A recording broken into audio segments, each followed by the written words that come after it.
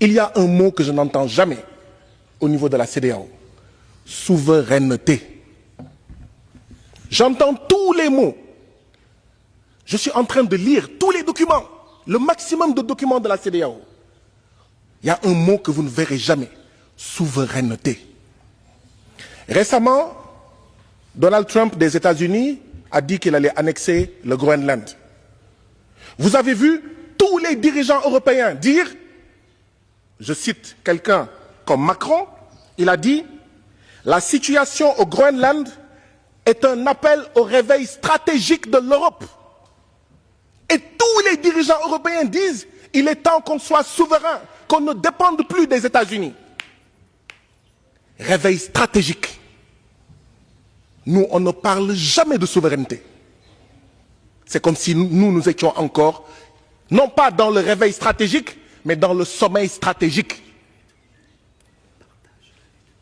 Tant qu'on ne se battra pas pour ensemble être souverain sur le plan de la sécurité, de ne pas avoir besoin de la France, des États-Unis ou d'un autre pays pour bombarder des terroristes, avoir la souveraineté sanitaire, ne dépendre de personne pour soigner nos populations, pour donner à manger à nos populations, pour éduquer nos populations.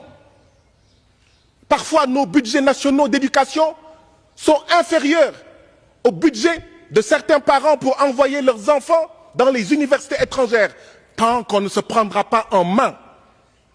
Si les Européens parlent de réveil stratégique et de souveraineté, nous, de quoi est-ce qu'on devrait parler? On n'en parle pas. C'est comme si on évitait soigneusement cette question. Je pense qu'il est temps que l'Afrique de l'Ouest parle de souveraineté. La CEDEAO parle de souveraineté. Tant qu'on ne parlera pas de souveraineté, nous serons toujours parmi les 40 ou 50 pays les plus pauvres de la planète, parce que c'est ça aussi notre situation. Et elle ne tombe pas du ciel. Madame la Présidente, ici ou dans la Commission, il y a des gens qui ne s'aiment pas, il y a des gens qui ne se parlent pas. Mais je suis persuadé que quand l'un d'entre nous tombe, tous les autres vont aller le relever.